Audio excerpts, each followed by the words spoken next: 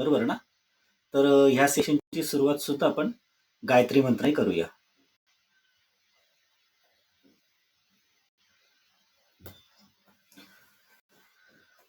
Everybody will close their eyes and try to concentrate on inner power and inner energy. We will pray in the holy feet of God to give us more power and more energy to get stability and development in our life. For that, we are chanting Gayatri Mantra. The voice should come from bottom of your heart and mind should be full of peace. Gayatri Mantra. Om Bhur Bhuvasvaha Tassaviturvarenyam Bhargo Devasya Dhimahi धियो यो नः प्रचोदयात्. Om. Rub your hands and move around your eyes very slowly, slowly. Open your eyes with fresh vision, with new attitude. Okay. आज अत्यंत महत्वाच्या आणि sensitive एरियावरती आपण चर्चा करणार आहोत, डिस्कस करणार आहोत. आणि तो जो एरिया आहे तो आहे word structure and pronunciation. Word structure and pronunciation म्हणजे काय? तर बघा, बऱ्याच जणांना आपल्यापैकी स्पेलिंग मिस्टेक आणि प्रोनाउन्सिएशन या प्रॉब्लेमला फेस करावा लागतं. आणि हा विषय पाहिजे तर तसा सोपा वाटतो, पण तो तेवढा सोपा नाहीये, पण महत्वपूर्ण नक्कीच आहे. छोट्या छोट्या गोष्टी जर बारकाईने समजून घेण्याचा प्रयत्न केला तर आपल्याला ह्या सगळ्या गोष्टी सहजपणे कव्हर करता येतील किंवा समजून घेता येतील आणि व्यवहारी जीवनात सुद्धा अंगीकारता येतील. मग याच्यामध्ये 4 महत्वाचे आधारस्तंभ आहेत ह्या गोष्टी समजून घेण्यासाठी. पहिला जो आहे वॉवेल्स, दुसरा आहे कॉन्सनंट्स, तिसरा आहे डिप्थॉंग्स आणि चौथा जो आहे तो सायलेंट लेटर. वॉवेल्स 26 अल्फाबेट एकूण आहेत आपल्या इंग्लिशमध्ये, हे आपल्याला परिचित आहे, माहिती आहे. या 26 अल्फाबेट पैकी आपल्याला डिवायडेशन करावं लागतं 2 विभागामध्ये, वॉवेल्स आणि कॉन्सनंट्स. वॉवेल्स 5 आहे, ए, ई, आय, ओ आणि यू. आणि ह्याच प्रकारे उरलेले सगळेच्या सगळे कॉन्सनंट्स आहेत. आता वॉवेल्सच्या बाबतीत आपण जर पाहिलं तर vowels A, I, E, O, U याबरोबर वाय हा सुद्धा सेमी वॉवेल समजला जातो आणि डब्ल्यू हा हाफ सेमी वॉवेल समजला जातो. मग आपल्याला उपस्थित असलेल्या सगळ्यांची टेरिटरी व्यवस्थित लक्षात घ्यावी लागेल. जे मेन वॉवेल्स आहेत ए, ई, आय, ओ आणि यू, त्याच प्रकारे वाय सेमी वॉवेल्स आणि डब्ल्यू हाफ सेमी वॉवेल्स. आता इंग्लिश भाषेमध्ये महत्वाची सगळ्यात अडचण जी आहे ती अशी आहे की प्रोनाउन्सिएशन आणि स्पेलिंग यांचा आपसा अजिबात काही जमत नाही. नेहमी कन्फ्युजन होत असतं, दोघांचं ताळमेळ नाहीये किंवा आपण सरळ सरळ म्हणू या दोघांमध्ये घटस्फोट झालेला आहे, डायव्हर्स झालेला आहे. कारण वॉवेल्स आणि कॉन्सनंट्स दोघांनाही कुठेही ताळमेळ किंवा समतोल किंवा संतुलन आपल्याला पाहायला मिळत नाही. जसं बोललं जातं तसं लिहिलं जात नाही आणि जसं लिहिलं जातं तसं बोललं जात नाही. आणि बऱ्याच जणांसाठी इंग्लिश याच्यामुळे जास्त चॅलेंजिंग किंवा अवघड वाटतं. मग आता ह्या सगळ्या गोष्टींना प्रॉपर पद्धतीने ऑपरेट कसं करायचं, व्यवहारात आणताना त्याचा किचकटपणा, अवघडपणा, कन्फ्युजनची बाजू जी आहे ती स्पष्ट कशी करायची, क्लिअर कशी करायची आणि ते अडॉप्ट कसं करायचं आणि व्यवहारात घेऊन पुढे कसं चालायचं, ह्या गोष्टींवरती आपण फोकस करत आहोत. म्हणून वॉवेल्स जे आहे ते एकूण आहे मुख्य 5, सेमी वॉवेल्स आहे 1 आणि हाफ सेमी वॉवेल्स आहे 1. वाय सेमी वॉवेल्स आणि डब्ल्यू हाफ सेमी वॉवेल्स. आणि कॉन्सनंट्स म्हटल्यानंतर उरलेले बाकी सगळेच्या सगळे कॉन्सनंट्स आहेत. ए, आय, ओ, यू हे बाजूला काढून टाकले तर उरलेले 21 जे आहेत ते सगळेच्या सगळे कॉन्सनंट्स आहेत. आणि डिप्थॉंग्स काय आहे? The collaboration or combination of 2 different vowels, म्हणजे A, E, A, I, A, U, A, O किंवा I, E, I, O, I, U, I, A या पद्धतीने कुठलेही 2 वॉवेल्स ज्यावेळेस कंबाईंड होतात, कनेक्ट होतात, त्यावेळेस त्यांना डिप्थॉंग्स असं म्हटलं जातं. आणि डिप्थॉंग्स मध्ये सुद्धा वेगवेगळे उच्चार आपल्याला पाहायला मिळतात, बघायला मिळतात. आता याच्यामध्ये पुढचा जो भाग आहे तो आहे silent letter. What is silent letter?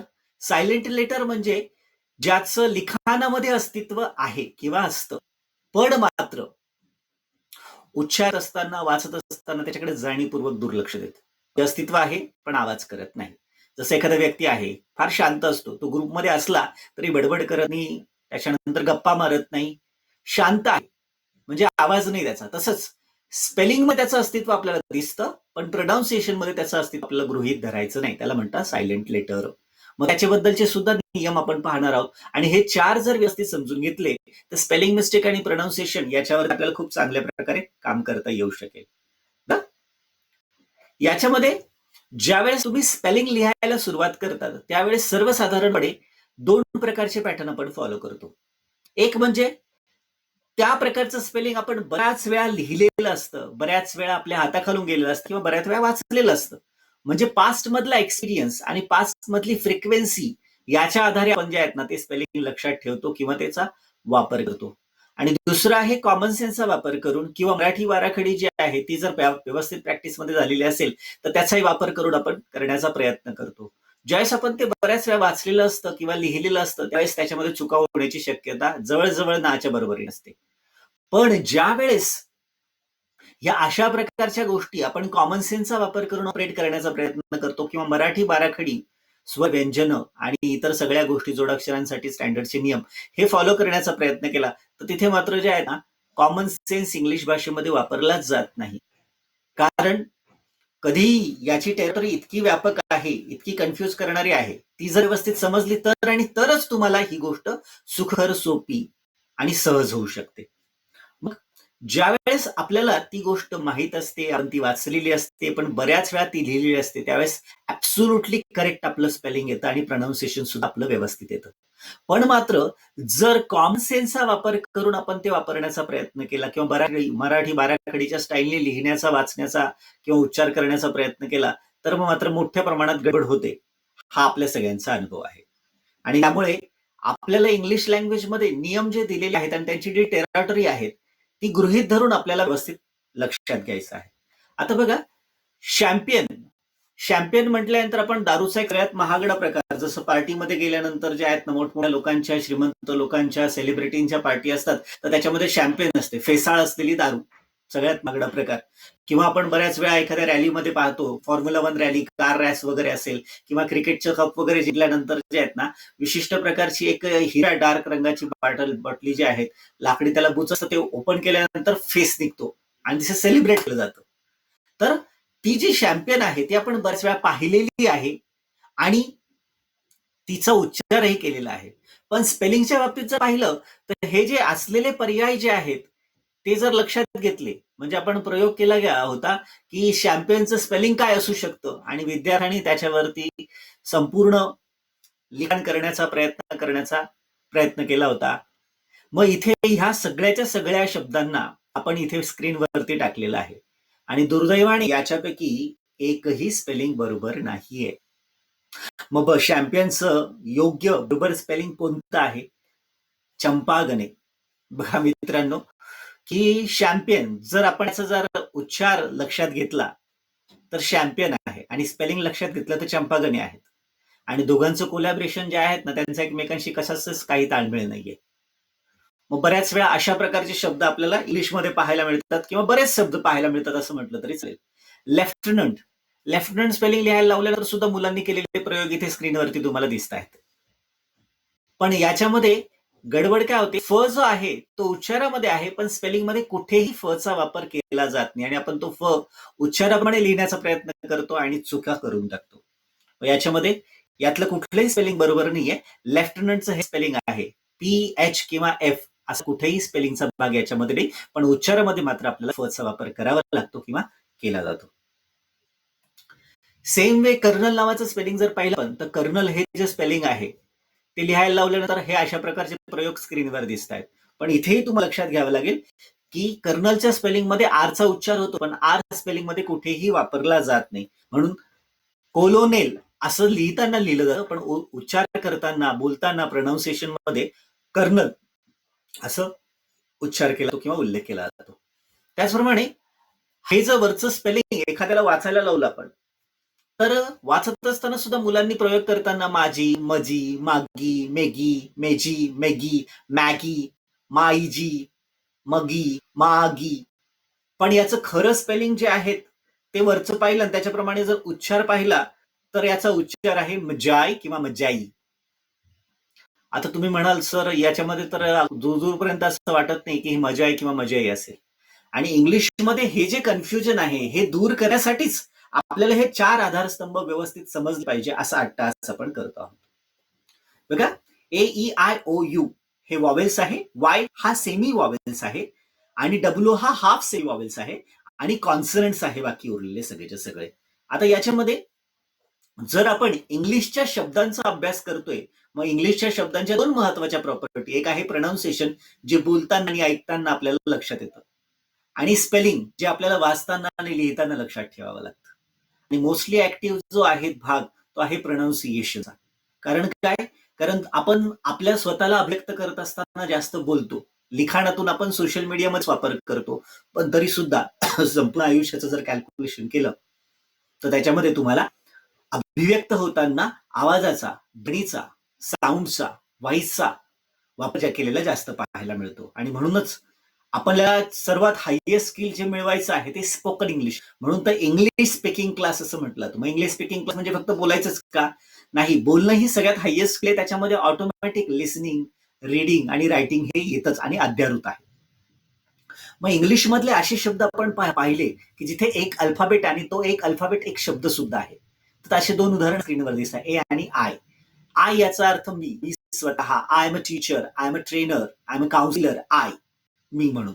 आणि अ हे आर्टिकल आहे, ज्याचा शब्दशः अक्षरशः अर्थ होतो एक. I have a laptop, I have a mobile phone, I have a printer, I have a car, a. त्याच पद्धतीने 2 अक्षरी शब्द जर पाहिले, no, by, at, to, he, it, is, on, we आणि अप, याही ठिकाणी तुम्हाला एक गोष्ट लक्षात घेता येऊ शकते की इथे सुद्धा तुम्हाला वॉवेल्सचा वापर आणि ज्या आहेत ना कॉन्सनंट्सचा वापर याच्या कॉम्बिनेशनने उपयोग केला जातोय. 3 अक्षरी शब्द असतील, you, she, cat, own, get, can, pen, net, not आणि mat. Same way, them, game, show, name, word, with, kite, wife, take, दे.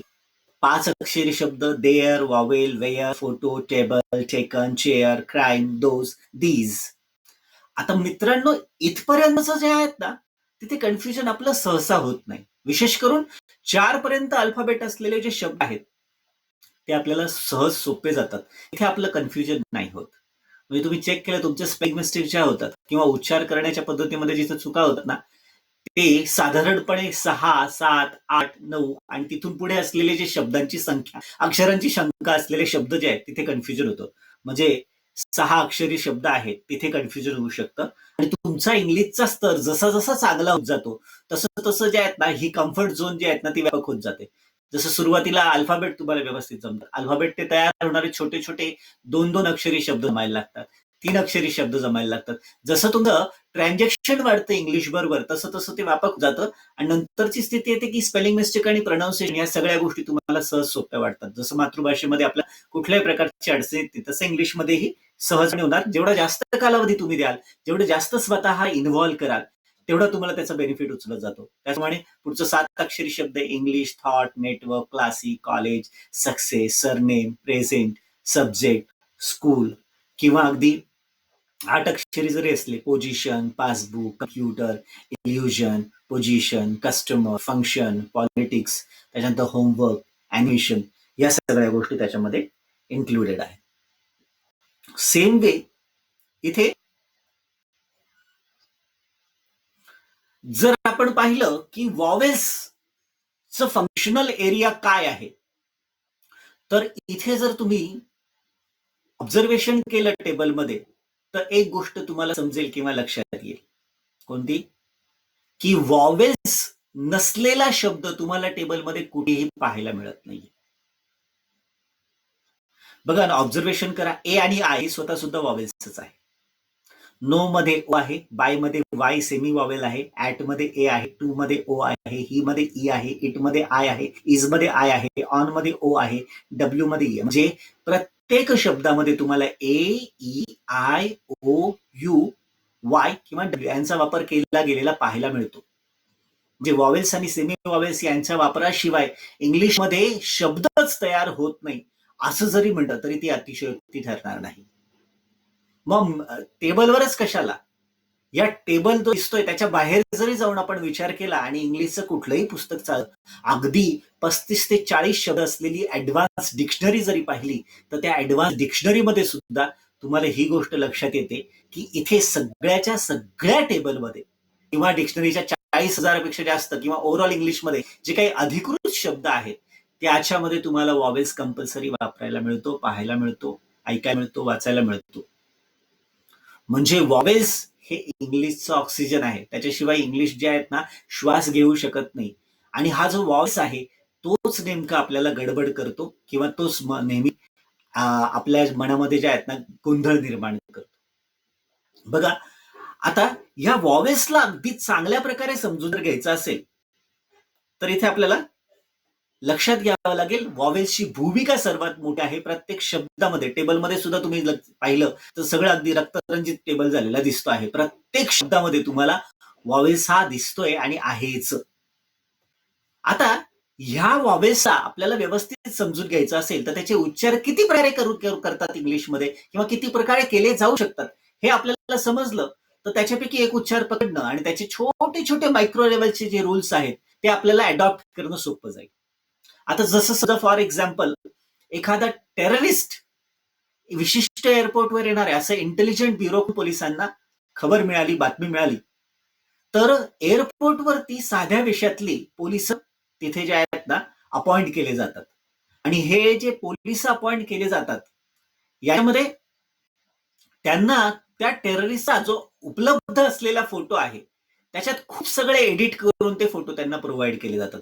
जसं दाढी लावून, मिशी लावून किंवा पंजाबी जे आहेत ना वेशभूषेतला एखादा जे आहेत ना सिख असेल तर कसा तो दिसू शकतो, साऊथ इंडियन वेशभूषा त्यांनी केली तर तो कसा दिसू शकतो, एखाद्या महिलेचा जर गेटअप करून तो आला तो कसा दिसू शकतो, अशा सगळ्या प्रकारचे फोटो त्यांना दाखवले जातात आणि वारंवार त्यांना ते पाहायला जातात आणि त्यांच्या सबकॉन्शियस माइंडमध्ये त्या सगळ्या इमेज स्टोअर केल्या जातात. असं का केलं जातं? कारण जर समजा यदा कदाचित तो टेररिस्ट एअरपोर्टवर आला आणि एअरपोर्टवर आल्यानंतर त्याला ओळखण्यासाठी फार वेळ नको लागायला पाहिजे, त्यांना पटकन ते लक्षात आलं पाहिजे, याच्यासाठी या इमेज स्टोअर करणं गरजेचं आहे. तुम्ही म्हणाल सर त्या एअरपोर्ट येणाऱ्या टेररिस्टचं आणि आपल्या वॉवेलचा काय संबंध आहे? हो, आता टेररिस्ट जसं अनेक रूप घेऊन येतात ते सगळे रूप जर तुमच्या डोक्यात पक्के असतील तर पकडणं सोपं जाईल. तसंच वॉवेल्स जो आहे याचे जे आहेत ना रूपांतरण किती होतात उच्चारामधले, जसं आ, आ, ए आणि दीर्घ ए. मग इथे आपल्याला लक्षात काय घ्यायचं आहे की हे जे ए आहे यांचे किती प्रकारे उच्चार केले जातात, किती प्रकारे तो शब्दांमध्ये येऊ शकतो आणि हे सगळे शब्द लक्षात आले तर उच्चारांचा एक प्रकार आपल्याला ग्रीपमध्ये पक्का करता येऊ शकतो. जसं आ, अ, ए आणि दीर्घ ए. दीर्घ याचा अर्थ थोडा मोठा उच्चार केला जातो. मग प्रॅक्टिकली समजून घेण्याचा प्रयत्न करूया. कॅट मॅन, असं येतं कॅट मॅन, कॅट मॅन असा उल्लेख केला जातोय. खार जार, इथे कॅर ज्यार असं नाही म्हणत आपण, आ असा उल्लेख करतो किंवा तसा होतो, केला जातो. अ असा उल्लेख केला जातोय. बघा ऑल वॉर, असा उल्लेख होतोय, ऑल वॉर. आता इथे एचा उल्लेख पहिल्यामध्ये ऍ म्हणून आला, दुसऱ्यामध्ये आ म्हणून आला, तिसऱ्यामध्ये अ म्हणून आला आणि चौथ्यामध्ये ए आहे. जसं कॅक नाही म्हणत, काक नाही म्हणत, कॉक नाही म्हणत, आपण खेक म्हणतो, खेक. फेस ए असा आणि दीर्घ उच्चार होतो जसं वे, थोडा लांबवायचा आहे, वे, पे. किंवा तुमच्या प्रायमरमध्ये सुद्धा तक्ता दिलेला आहे, हा टेबल दिलेला आहे. जसं ऍ उच्चारणारा an, at, ban, bat, cat, cat, mad, man, rat. आ असा उल्लेख होतोय are, bar, car, card, far, farm, glass, jar, mass. अ असा उल्लेख होतोय all, ball, call, hall, small, shawl, wall, war. A असा उल्लेख केला जातोय cage, cake, care, fair, face, gate, lake, name, चेल. ए थोडा दीर्घ उच्चार होतो, brain, chain, gay, main, pay, rain, stay, train, pay. म्हणजे ए किती प्रकारे येऊ शकतो, तर ह्या 5 प्रकारे तो ए येऊ शकतो हे आपल्याला दिसतंय. आ, अ, ए आणि ए या अर्थाने. सेम वे ईचे सुद्धा अशी रूपांतरण किंवा त्याची उच्चाराची टेरिटरी आहे ती सांगता येऊ शकते इथे. इथे ए, सेम वे ई, अ आणि संपूर्ण सायलेंट अस्तित्व आहे, पण त्याचा वापर केला जात नाही किंवा होत नाही. जसं ए नॉर्मल ई सारखा त्याचा वापर केला जातोय, जसं बेड, टेन, ई.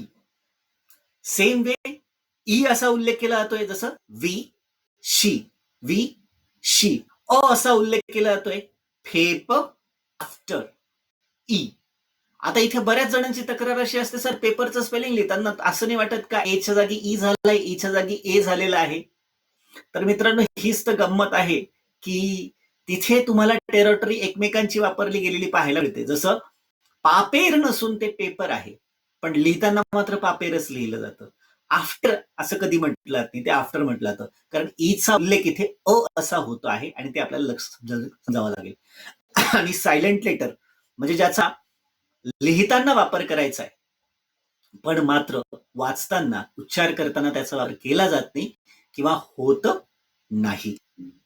ओके, याचे डिटेल्स तुम्हाला प्रायमरमध्ये तुमच्या बरोबर जे पुस्तक प्रोव्हाइड केलेलं आहे कोर्सला त्याच्यामध्ये तुम्हाला याचा उल्लेख दिसतोय. सविस्तर नियम दिलेले आहेत, जसं ए बाराखडी स्टाईलला bed, leg, net, chain, wet अशा प्रकारे. ई असा उच्चार त्याचा होतो बी, ही, मी, शी, वी. इथे बे, हे, मे, शे, वे असा पहिल्यासारखा नाही होणार. आणि अ आता इथे वास्तविक आता 4 सांगितले होते. सायलेंट किंवा अ जो आहे त्याचा पाय मोडलेला आहे, जसं काईट सायलेंट, मोर, पेपर, वाईफ, वाईन या पद्धतीने. शेवटी ई आला तर त्याचा उच्चार करायचा नाही, शेवटी ई, पण ईच्या अगोदरचा अल्फाबेट हा कॉन्सनंट्स असला पाहिजे. जसं मोर आहे शेवटी ई आलाय, पण ईच्या अगोदर आर आहे, आर कॉन्सनंट्स आहे, ईचा उल्लेख करू नका. वाईफ आहे शेवटी ई आलेला आहे, ईच्या अगोदर एफ आहे, एफ कॉन्सनंट्स, एफचा उल्लेख करायचा नाही. वाईन ईचा उल्लेख करायचा नाही. वाईन आहे, वाईन मध्ये शेवटी ई आलाय, ए आहे, एन हा कॉन्सनन्स आहे म्हणून त्या ईचा उल्लेख करायचा नाही. म्हणजे जर शब्दाच्या शेवटी ई असेल आणि ईच्या आधी कॉन्सनन्स असेल तर शक्यतो त्या ईचा उल्लेख किंवा त्याचा उच्चार केला जात नाही. हे झाले ईच्या बद्दलची. त्याच्याप्रमाणे आयच्या मध्ये तुम्हाला ह्या प्रकारची टेरिटरी पाहायला मिळते. ई, आय, आय आणि अ. मग आता या ठिकाणी तिथे उल्लेख करत असताना किंवा डीप ग्रीप घेत असताना या ठिकाणी ई, जसं फॉर एक्झाम्पल बिग, इंक, हे. आता आय इथे आपल्या बाराखडी स्टाईलने जसं केलं जातं तसं आहे. I, same way life, ice, I, I, I, I. आता इथे आय, फाय, जसं इथे लाईफ, आईस, ई, आई. इथं आय, य, य, आय, आय, फाय आणि अ असा उल्लेख केला, जसं फर्स्ट, फर्म, शर्ट. म्हणजे आहे आय, पण उच्चारामध्ये मात्र तुम्हाला अ गृहीत धरावा लागतो, अचा वापर होतो किंवा केला जातो. मग आता हे ईचा उल्लेख करतो, जसा eel, eel, ink, big, pin, lip, E असा वापर होतो. I, ice, line, life, fine, mild. I असा उच्चार केला जातो, I, fie, why, high, my, I, I. म्हणजे आयचा उल्लेख हा असारखा होतो. आणि काही नियम आहेत, जसं शर्ट आहे, फर्म आहे, फर्स्ट आहे, फीस्ट डे म्हटलं जात, फीम नाही म्हटलं जात, अ असा उल्लेख होतो किंवा केला जातो. ओके, सेम आहे ओच्या बाबतीतही तुम्हाला पाहायला मिळतं. ते ओ नॉर्मल बाराखडी स्टाईलने वापर होतो त्याचा. अ, त्याच्यानंतर उ, दीर्घवाला उ, ऊ त्याचा ऊस, बरं, उखळ, उखळ, उखळ नाही, ऊस, उस असं नाही म्हणत आपण. म्हणजे रस्व आणि दीर्घ यांचा उच्चार आपल्याला लक्षात यायला पाहिजे किंवा समजला पाहिजे. आणि अ सारखा वापर, त्याचं डिटेल जर पाहिले आपण, ओ बाराखडी सारखा याचा वापर होतो, नो, सो. आ जसं गोड आणि डोग नाही म्हणतात, गॉड, डॉग. उ असा उल्लेख होतो, गुड, बुक, उ. उ जसं हू, जू, बरोबर, लांबतोय उच्चार, उ असं नाही करत, हू, जू. अ ला असा उल्लेख होतो, लव्ह, खाम, इथं लोभ, कोम असं लिहिलं. खाम, लव्ह, असा उल्लेख होतो. किंवा प्रायमरीमध्ये दिलेले टेबल आहे त्याच्यामधले सॅम्पल घेतलेले आहेत. जसं gold, hope, so, joke, no. त्याचप्रमाणे असा उल्लेख, जसा गॉड, ऑक्स, कॉक या पद्धतीने. त्याच्यानंतर उल्लेख होतो, उल्लेख होतो god, ox, cock, dog, drop. उल्लेख होतो छोटा करायचा आहे, foot, book, boot, cook, look. मात्र दीर्घ होतो, डू, ट्रू, हू, रूम, फुल.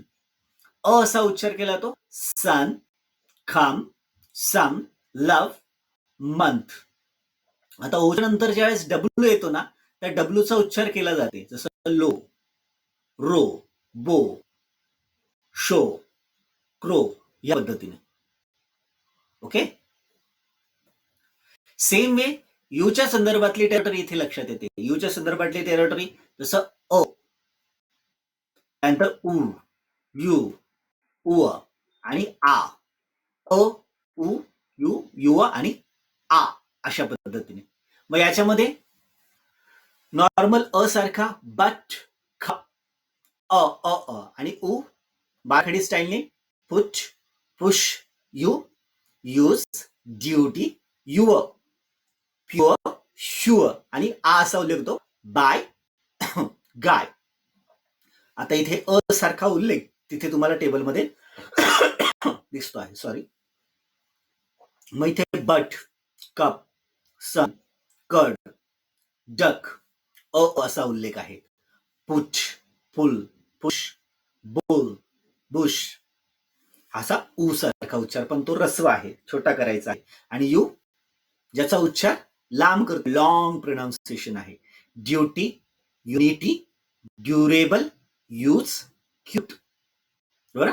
आणि your, pure, cure, sure, jury, fury. आणि यूच्या नंतर वाय आला तर त्या ऊचा असं करायचं, बाय, गाय या पद्धतीने. मग हे झालं यूचं. तर त्याच्यामध्ये जर समजून घेण्याचा प्रयत्न केला किंवा लक्षात घेतलं तर बघा, यामध्ये साधारणपणे ए, ओ आणि यू यांच्या उच्चारांचे जे प्रकार आहेत त्याच्या उच्चारांची टेरिटरी थोडी मोठी आहे. म्हणून याच्याकडे जरा कडी नजर ठेवायची आहे आणि पक्क करण्याचा प्रयत्न करायचा आहे. सेम वे वाय, ज्याला आपण सेमी वॉवेल्स म्हटलं होतं, जसं ई, आई, आई, आ. त्याच्यामध्ये E, family, spy, family, E, spy, family, spy. I, tie, tyrant. I जसं टाईप, डाईक. आणि असा उल्लेख होतोय बाय, गाय. जसं मिथ, फॅमिली, स्पाई, ई सारखं होतं. I, tyre, typhoid, tyrant. I, type, dyke, tycoon. मग वाय आणि यू मध्ये आला तर त्या ठिकाणी वाय आणि यूचं सुद्धा दोघांचं कोलॅबरेशन करून स्वतःचे काही नियम तयार होतात. जसं आपण मागेच पाहिलं, वाय नंतर यू नंतर जर वाय आला तर आई, जसं बाय, गाय. ह्याचं प्रोनाउन्सिएशनची टेरिटरी तयार होते. हे झालं वॉवेलच्या संदर्भात. ए, ई, आय, ओ, यू आणि त्याचे वेगवेगळे जे उच्चार होतात ते उच्चार प्रॅक्टिसच्या द्वारे आपल्याला लक्षात घ्यायचंय. तुम्हाला कोर्समध्ये जे कर्मयोगा वर्कबुक मिळालेलं आहे त्याचा सराव करा, ते टेबल लिहा आणि तशा प्रकारचे शब्द शोधण्याचा प्रयत्न करा. म्हणजे तुमची ग्रीप अजून चांगली मजबूत होईल किंवा पक्की होईल. आता दुसरा जो आधारस्तंभ आहे याच्यामधला तो आहे diphthongs. Diphthongs is what? The collaboration of two different vowels. म्हणजे काय? संयुक्त स्वर. स्वर जे संयुक्तिकरित्या येतात, एकत्र येतात. जसं A, I, E, A, double E, O, U, O, Y किंवा ओ, डब्ल्यू. हे सगळे काय आहे? डिप्थॉंग्स आहे. इंग्लिश मधल्या दोन स्वरांचा जेव्हा संयोग होतो, समन्वय होतो, एकत्र येतात, ते जुळले जातात, त्यावेळेस त्याला डिप्थॉंग्स असं म्हटलं जातं. मग याच्यामध्ये A, I, E, A, double E, O, U, O, Y किंवा ओ, डब्ल्यू यांची फ्रिक्वेन्सी थोडी जास्त आहे इतरांच्या कंपॅरिझन मध्ये. मग इथे पहिला डिप्थॉंग्स आहे ए, आय, ज्याचा उच्चार ए, एय, एय, एयर, फेय, एय, फेय या पद्धतीने. आणि नुसता नॉर्मल ए, जसं पेन मध्ये PEN लिहितो ना, तर ते ए आयचा उच्चार ई सारखा होतोय बघा. रेन असं नाही म्हणत आपण, रेन, ट्रेन या प्रकारे. सेम वे ई असा उच्चार केला जातोय असं आपण पाहिलं. जसं एअर पाहिलं, फेअर पाहिलं, मग air, fair, chair, hair, air, air या पद्धतीने. आणि हे ब्रेन, चेन, रेन, ट्रेन असा उपयोग होतो. हा झाला पहिला डिप्थॉंग्स. दुसरा डिप्थॉंग्स ई ए, इय आणि ई अशा दोन प्रकारे याचा उल्लेख होतो किंवा केला जातो. जसं डिअर, क्लिअर, इय इय, डिअर, क्लिअर. आणि ई असा उल्लेख होतो ईस्ट, बीच. आता या ठिकाणी उच्चार दीर्घ आहे, तो दीर्घ ई दिलेला आहे, मोठा ई दिलेला आहे. कारण जर तुम्ही रस्व घेतलं तर गडबड होईल. जसं फॉर एक्झाम्पल ईस्ट असं नाही, ईस्ट, ईस्ट, बरोबर.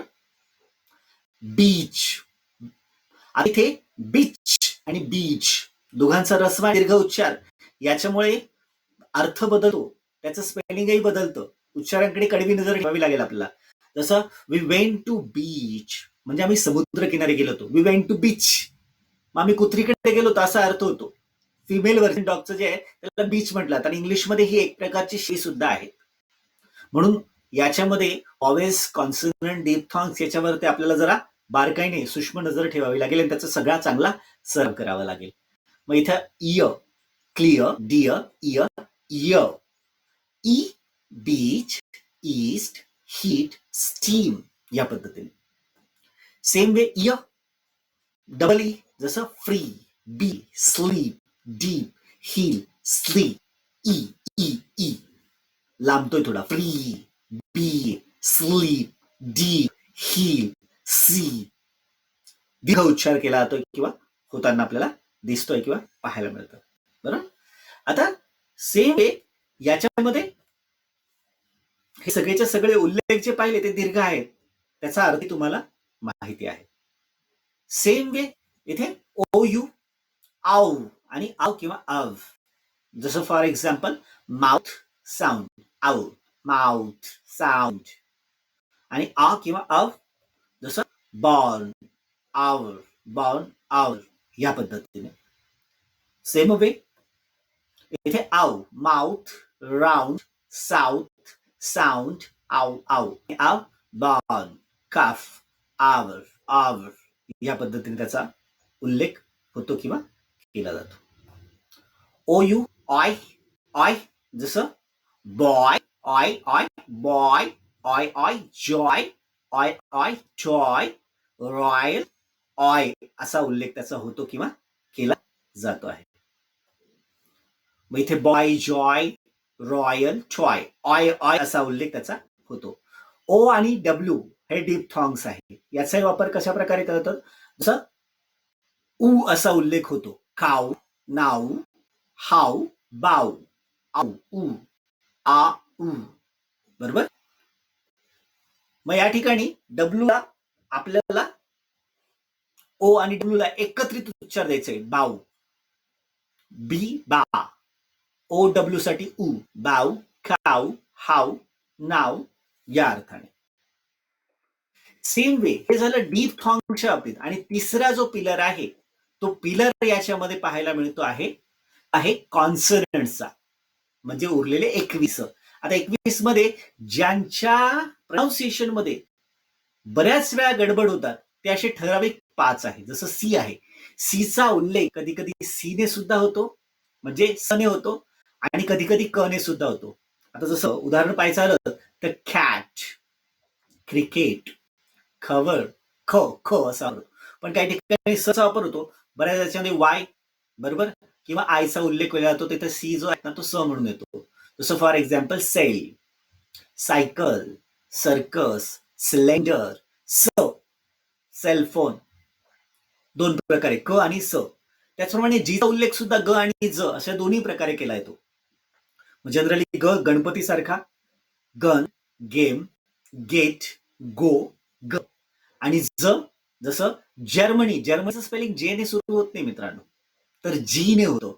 त्याचप्रमाणे general manager, general manager James म्हणजे रत्न जे आहेत त्यांना जेम्स म्हटलं जातं. सेम वे एस चे सुद्धा दोन प्रकारची टेरिटरी आहे, एक स स आणि एक श ची. मग स म्हटल्यानंतर त्या ठिकाणी सॅड, सेम या पद्धतीने सॅड, सेम. आणि श, शुगर, शुअर. श आणि स, श आणि स दोघांमध्ये उच्चारांचा फरक आहे. स म्हटल्यानंतर हवा सोडली. श म्हटल्यानंतर जिभेचे ज्या हालचाल आणि ओठांचा जो आकार आहे तो बदलावा लागतो आपल्याला. आणि दोघांचं जर उच्चारमध्ये हेरफार केली, गोंधळ केला तर गडबड होईल. Are you sure, are you sure. श वापरतोय पण इथे जर स वापरलं आर यू शुअर, गडबड होईल कदाचित कम्युनिकेशन मध्ये. त्यामुळे इथे आपल्याला बारकाईने या सगळ्या गोष्टी समजून घ्यायच्या. सी चे उल्लेख 2 क आणि स, जी चे उल्लेख 2 ग आणि ज, एस चे उल्लेख 2 स आणि श. सेम आहे क्यू आणि एक्स. आता क्यूच्या बाबतीत सुद्धा एक गोष्ट बारकाईने पाहायला मिळते आपल्याला की क्यू कधीही एकटा येत नाही. जगात कोणतंही स्पेलिंग क्यूचं घेतलं ना त्याच्याबरोबर तुम्हाला यू फ्री मिळतो. क्यू कधीही यू शिवाय येत नाही. आलेला तुम्हाला पाहायला मिळणार नाही, पाहायला मिळालेलं नाही. मग याचे उल्लेख 2 प्रकारे केला जातात. एक तर क्व आणि क. कुठे क्व असा उल्लेख क आणि वचं कोलॅबोरेशन ज्या ठिकाणी हा क्यू आणि यू सुरुवातीला येतो, शब्दाची सुरुवात त्याच्याने क्यूने होते आणि यू त्याला बरोबर मिळतोच. जसं queen, quality, quantity, quite, question. ख, क्व, क्वा, क्वाई, क्वेश्चन, क्वालिटी, क्व, क्व, कव, क्व, क्व या पद्धतीने. आणि नॉर्मल क जर हा क्यू आणि यू मध्ये आला बरोबर किंवा शेवटी आला तर त्या ठिकाणी त्याचा उल्लेख नॉर्मल क सारखा केला जातो. क जसं कॉन्कर, कॉसिक. एक्सच्या सुद्धा बाबतीत तुम्हाला 2 प्रकारे उच्चार पाहायला मिळतात. एक क स दोघांचं कोलॅबोरेशन कसं कसं कसं कसं कसं कसं स स स स स सवर स्पष्ट उल्लेख आणि क थोडासा फेंट आहे. इथे गज गज गज गज गज गज गज गज गज ग फेंट आहे आणि तिथे स जो आहे झ जो आहे तो स्पष्ट दिसतोय. क्स आणि झ, क्स आणि झ. मग इथे मिक्स, एक्साइट, स चा उल्लेख तुम्हाला ट्रेस द्यावा लागतोय. आणि इथे दुसरा जो आहे एक्झाम, एक्झाम, एक्झाम नाही म्हणत आपण, एक्झाम, एक्झाम्पल या पद्धतीने. म्हणजे सी चे 2 प्रकारे उल्लेख क आणि स, क्यू चे 2 प्रकारे उल्लेख क्व आणि क, जी चे 2 प्रकारे उल्लेख ग आणि ज, एस चे 2 प्रकारे उल्लेख स आणि श आणि एक्स चे सुद्धा 2 प्रकारे उल्लेख स आणि ग्झ या पद्धतीने. आता एक्स जर सुरुवातीलाच आला तर त्याचा उल्लेख झ असा केला, तसं झेरॉक्स हे पाहायला मिळतं. बरोबर. सेम वे चौथा आणि शेवटचा आधारस्तंभ जो आहे सायलेंट लेटर. सायलेंट लेटर म्हणजे ज्याचा व्यवहारामध्ये बोलताना वापर करायचा नाही किंवा केला जात नाही, पण मात्र स्पेलिंग मध्ये ते आपल्याला पाहायला मिळतं. अस्तित्व आहे पण आवाज करत नाही. सायलेंट लेटर आहे, हे लक्षात घ्या, समजून. ओके. आता काय काय नियम आहेत. डब्ल्यू नंतर जर आर आला तर डब्ल्यू हा सायलेंट असतो. मग कुठलंही उदाहरण जर पाहिलं तुम्ही, जसं wrapper, wrestler, wrong, wrist, write, wry, हे उल्लेख आपण करू शकतो त्याच्यामध्ये. याच्यामध्ये डब्ल्यू जो आहे तो गृहीतच धरायचा नाही, तो थोड्या वेळासाठी नजर ऍड करायचा किंवा त्याच्यावर बोट ठेवून घ्यायचं आणि जे काही दिसतंय ते सरळ सरळ वाचा, आपोआप तुमचं उच्चार बरोबर येतील. जसं डब्ल्यू काढून टाकला, रॅपर, व रॅपर नाही म्हणत आपण, र पासून उच्चारायला सुरुवात केली, रॅपर, रेसलर, बरोबर, रॉंग, रिस्ट, राईट, राय, ह्या गोष्टींवरती लक्ष द्यायचं. डब्ल्यू झाकून टाकायचं म्हणजे काय, सायलेंट आहे तो, स्पेलिंग मध्ये आहे पण उच्चारामध्ये नाही, त्याला सायलेंट लेटर म्हणतात. सेम वे के नंतर जर एन आला तर के सुद्धा सायलेंट असतो. मग शब्दामध्ये जिथे कुठे तुम्हाला के नंतर ताबडतोब एन आलेला पाहायला मिळतो ना, तर तो के हा सायलेंट गृहीत धरायचा आहे, हे लक्षात.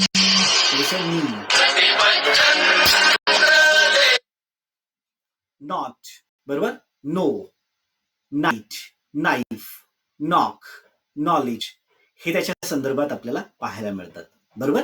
म्हणजे के नंतर एन आलं, तो के जो आहे तो सायलेंट आहे, हे लक्षात घ्या. के चा उल्लेख केला जात नाही.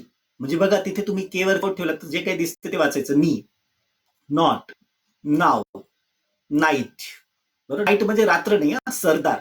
शाहरुख खानची जी आयपीएल पार्टी आहे ना, जी काही टीम आहे, नाईट रायडर म्हणजे योद्धा किंवा सरदार असं म्हटलं जातं. नाईफ, चाकू, नॉक, नॉलेज. म्हणजे इथे के जो आहे हा सायलेंट आहे. त्याचा उल्लेख करायचा नाही. सेम वे पी नंतर जर एस असेल तर तो पी जो आहे तो तुम्हाला उच्चारताना वापरायचा नाहीये. पी नंतर जर एस असेल तर. जसं फॉर एक्झाम्पल पी वरती बोट ठेवून दिसतंय ते वाचा. सायकॉलॉजी, सुडो, सायकी, शॉ. एखाद्याला झिटकारून टाकायचं असेल, हाडहाड करायचं असेल, चल शॉ शॉ, तर तो शॉ जो आहे त्याचं स्पेलिंग शब्दामध्ये मांडलं तर PSHAW येतं. पीचा उल्लेख होत नाही किंवा केला जात नाही. त्यानंतर साम, स्तोत्र. साम यामध्ये सुद्धा तुम्हाला लक्षात येते की सामचा साठी सुद्धा तुम्हाला पीचा वापर केला जात नाही. पी नंतर एस आला तर त्याचा उल्लेख करायचा नाही पीचा.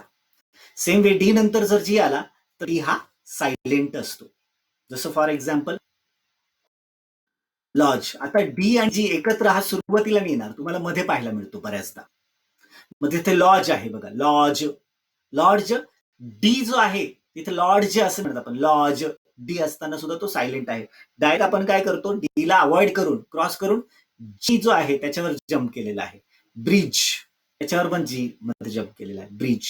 नॉलेज, ऍक्नॉलेज, म्हणजे डीचा कुठेही उल्लेख किंवा प्रोनाउन्सिएशन मध्ये वापर आपण करत नाही किंवा केला जात नाही. सेम वे बी नंतर जर आला तर बी सुद्धा सायलेंट असतो. जसं फॉर एक्झाम्पल डेट, डाऊट, म्हणजे बॅड डेट. बॅड डेट बऱ्याच वेळा अकाउंटचे क्लासेस घेणारे किंवा अकाउंटचे प्रोफेसर सुद्धा डेप्टच करतात. तर तसं न करता डेट म्हणायचं. Bad debt, reserve for bad debt. बरोबर. डेट, DATE चा उल्लेख जसा आपण करतो तसा आपण याचा इथे काही वापर करायचा. डाऊट, डाबटनी म्हणत आपण, डाऊट. सेम वे जी नंतर जर एन आला तर जी नेहमी सायलेंट असतो. जीचा उल्लेख करायचा नाही. अस्तित्व आहे, आवाज करत नाही. मग साईन, डिझाईन, रिझाईन हे त्यातली उदाहरणं तुम्हाला देता येतील. Sign, design, resign. इथे जिचा कुठे उल्लेख नाही. साईग्न, डिझाईग्न, रिझाईग्न असं नाहीये. तिथे जीचा, गचा कुठेही वापर होत नाही किंवा केला जात नाही. त्याचप्रमाणे एच नंतर जर ओ आला तर एचचा उल्लेख केला जात नाही. पण याचे जे नियम आहेत हा फार मर्यादित वापरला जातो. मग हाऊस असेल तर काय आपण आऊस नाही म्हणणार. हॉर्स असेल तर काय आपण ऑर्स नाही म्हणणार.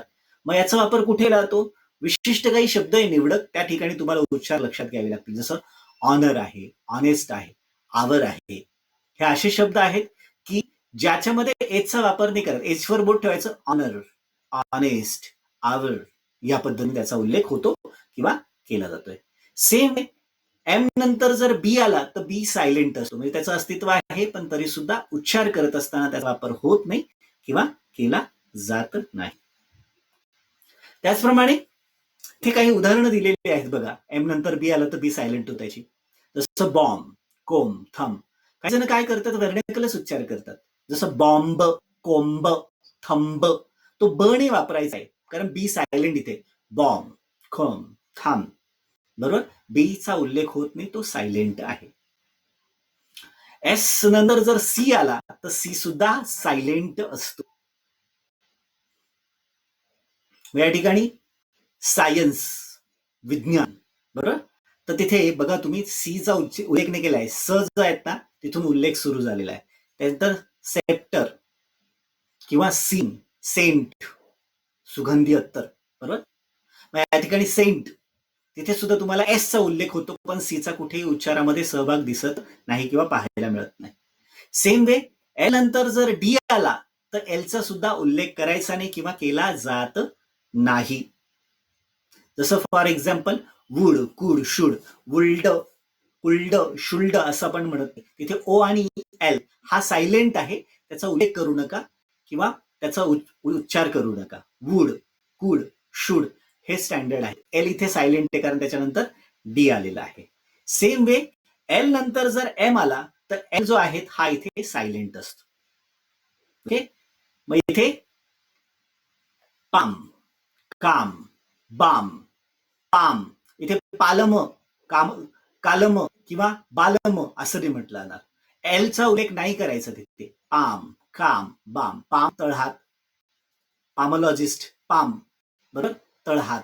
काम, बी कूल अँड काम, शांत रहा. कूल अँड काम.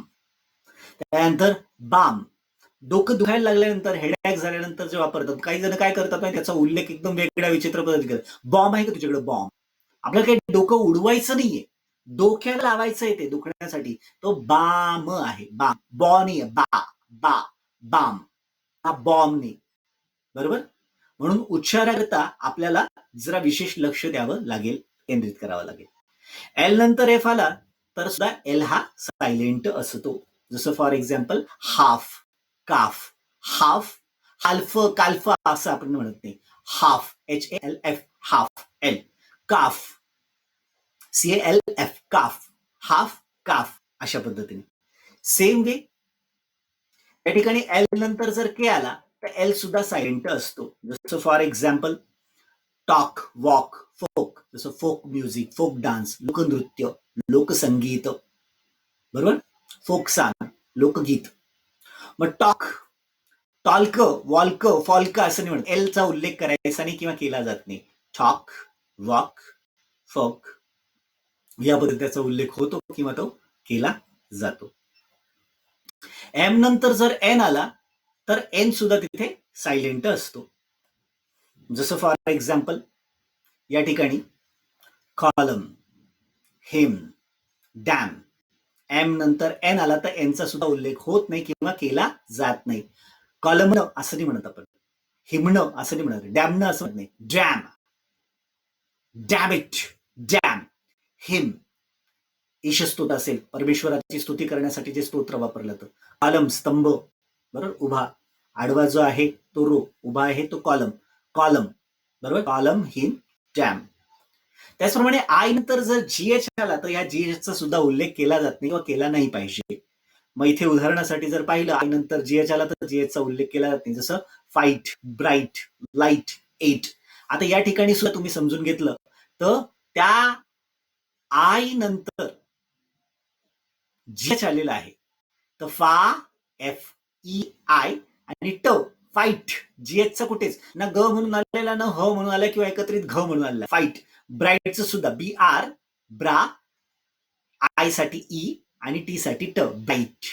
लाईटचं सुद्धा तसं ला, L, ईट, ला, ई, ट, एट. मग या ठिकाणी जीएचचा उल्लेख होतो केव्हा, जर त्याच्या अगोदर आय असेल. आयच्या नंतर जीएच आला तर जीएचचा उल्लेख केला जात नाही. त्याचप्रमाणे टी नंतर जर सीएच असेल तर या सीएचचा सुद्धा वापर होत नाही किंवा केला जात नाही. टी नंतर सीएच आला तर. बघा शब्द तुम्ही तपासून पहा. बॅच, बॅडच, मॅडच, कॅडच, पीचड असं नाही म्हणतात. बरोबर ना. Batch, match, catch, pitch. T जो आहे तो सायलेंट आहे. सीएच त्याच्यानंतर आला तर. सेम वे अजून काही स्टँडर्डायझेशन रूल्स आपल्याला इथे लक्षात ठेवायचे. आर जर मध्ये आला किंवा शेवटी आला ना तर त्याचा उल्लेख करायचा नाही, त्याचा टाळायचा उल्लेख, तरच तुमचं प्रोनाऊन्सिएशन प्युअर आणि स्टँडर्ड होतं. जसं काही जण गुड मॉर्निंग म्हणतात. It is not good morning, it is good morning, good morning. बरोबर. त्याचप्रमाणे अलाराम, तो अलाराम, काळाराम किंवा गोराराम नाहीये. अलार्म, अलार्म, अलाराम नाही म्हणायचं. अलार्म, र सायलेंट आहे. Parking, where is it called? Parking, parking, not parking. रचा उल्लेख झाला की तुमचं प्रोनाऊन्सिएशन बोंबलं. रिव्हर, रिव्हर शेवटी आलाय ना. रिव्हर, रिव्हर, रिव्हर, रचा पाय नाही ओढत असायचा. Car, where is my car? Oh, you have a nice car. ह्या पद्धतीने तिथे आरचा उल्लेख शक्यतो टाळायचा जर तो मध्ये असेल किंवा शेवटी असेल. सुरुवातीला असेल तर मात्र तो घ्यायचा. जसं रिव्हर मधला आपण इव्हर नाही म्हटलं, रिव्हर, र घेतला गृहित. मध्ये आणि शेवटी असेल तर त्याचा उल्लेख शक्यतो टाळला जातो. सेम वे अजून काही विशिष्ट उच्चार जर पाहिले, SION, सियॉन असा उल्लेख न करता त्याचा जन असा उल्लेख करायचा. विजन, लेजन या पद्धतीने. TION असेल तर टी ऑन असा उल्लेख करत नाही, शन असा उल्लेख केला जातो. जसं नेशन, स्टेशन. बरोबर. TORE आलं तर टुरे असा उल्लेख केला जात नाही किंवा टर असा उल्लेख केला जात नाही, तर चर असा उल्लेख केला जातो त्याचा. जसं नेचर, फ्युचर, नटुरे फटुरे नाही म्हटलं जातं. बरोबर ना. OUGH असेल तर त्या ठिकाणी तुम्हाला OUGH मध्ये फ असा उल्लेख करायचा आहे. याला एकत्रित एकच मराठीचं अक्षर वापरलं जाईल. इंग्लिशमध्ये 4 लेटर असले तरी सुद्धा हे समजून घेतलं पाहिजे. आता हे जे सांगितलेले नियम आहेत सगळेचे सगळे तुम्हाला पाठ करण्याची अजिबात आवश्यकता नाहीये. भूकंपट्टी केल्यामुळे काय होतं, शॉर्ट टर्म मध्ये ते लक्षात राहतं आपल्याला, पण आपल्याला हे आयुष्यभरासाठी लक्षात ठेवायचंय. त्यामुळे हे नियम ज्यावेळेस आपण वापरतोय, ज्यावेळेस वाचतोय, ज्यावेळेस ऐकतो आहे, ज्यावेळेस बोलण्याचा प्रयत्न करतोय, तर मायक्रो लेवलला अवेअरनेस, अलर्टनेस ठेवा आणि याचा वापर करा. आणि कर्मयोगा वर्कबुक जे तुम्हाला कोर्स बरोबर मिळालेलं आहे, त्याच्यामध्ये मात्र तुम्ही हे बारकाईने जे सोडवा.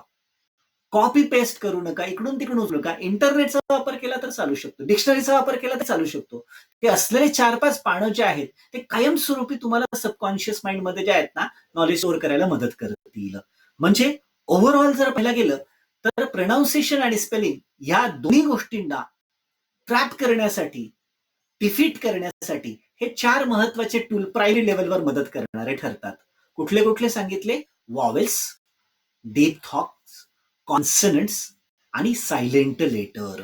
या चारही याचा जर अभ्यास व्यवस्थित केला तर डेफिनेटली आपल्याला चांगल्या प्रकारे त्याचा वापर करता येईल. प्रॅक्टिस ही महत्वाची आहे, पण प्रॅक्टिसच्या आधी नॉलेज असलं पाहिजे, अंडरस्टँडिंग असलं पाहिजे. हे अंडरस्टँडिंग क्लिअर असेल तर I don't think you will have any kind of problem over there. बरोबर? उच्चार आणि प्रोनाउन्सिएशन याच्याबद्दलचं आपण जे आहेत ना, समजून घेण्याचा प्रयत्न केला. ओके, आता इथे आपण थांबतो.